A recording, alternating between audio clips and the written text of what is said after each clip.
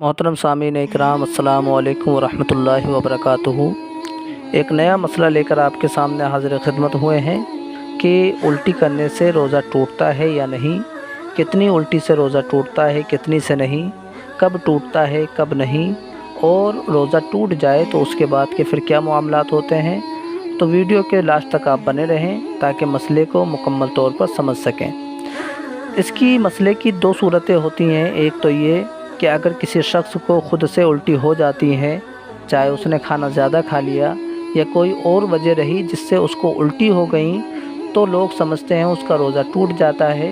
तो आप याद रखें, इस सूरत में जबकि उसको ख़ुद से उल्टी हो गई, चाहे वो कम हो या ज़्यादा हो, रोज़े पे कुछ भी फ़र्क नहीं पड़ता।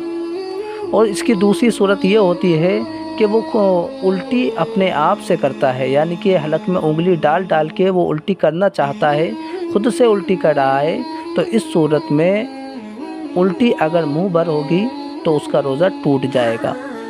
अब उल्टी मुंह भर है या नहीं, इसको कैसे जानेंगे?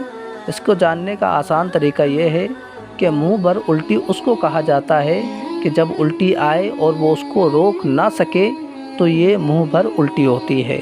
और अगर उल्टी आए और वो उसको कंट्रोल कर ले, उसको रोक ले, तो इसका मतलब है कि ये मुंह भर उल्टी नहीं है।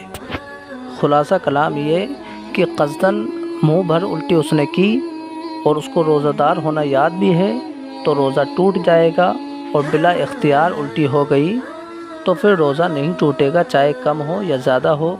जैसा कि बाहर शरीयत में इसके बारे में दिया है कि क़स्दन मुंह भर क़े की, यानी कि उल्टी की, और रोज़ादार होना याद भी है तो मुतलक़न रोज़ा जाता रहा, यानी कि रोज़ा टूट गया।